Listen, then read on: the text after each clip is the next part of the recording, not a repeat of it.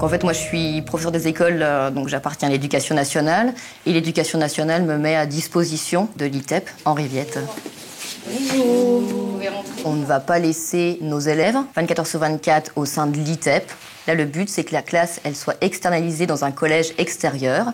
C'est un plus pour les élèves de ma classe, en fait, parce qu'ils se sentent comme des collégiens. Donc c'est aussi pour les parents, c'est une bonne chose aussi.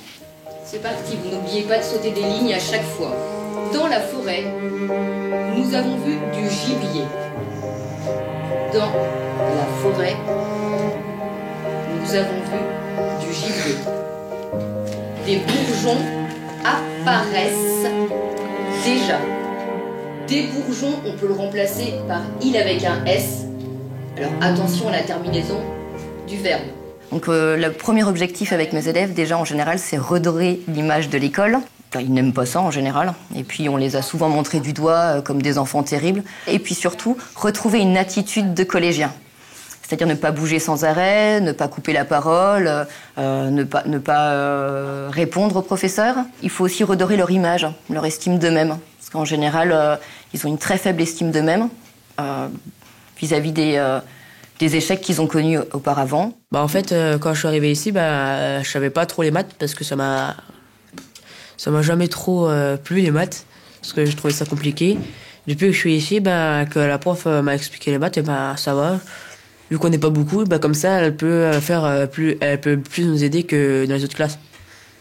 Je leur dis bien que c'est pas à eux de s'adapter à mon programme, c'est moi qui vais m'adapter à leur niveau. Donc on individualise énormément au sein d'une unité d'enseignement externalisée. Donc, et puis, lorsque ça se passe bien, lorsqu'ils retrouvent un statut d'élève, de collégien, lorsque le niveau le permet, on va essayer les inclusions en classe ordinaire. Avant, je pouvais même pas écrire 5 lignes par jour. Alors que maintenant, j'écris des textes de plus de 2 pages par jour. Donc ça s'est beaucoup amélioré.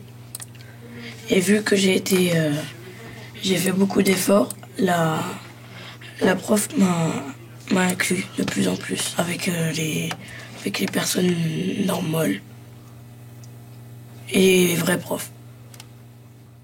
Au fur et à mesure de notre classe ici, on a réussi à inclure mes élèves, alors pas forcément en sport ou en arts plastiques ou en musique, mais aussi dans d'autres matières.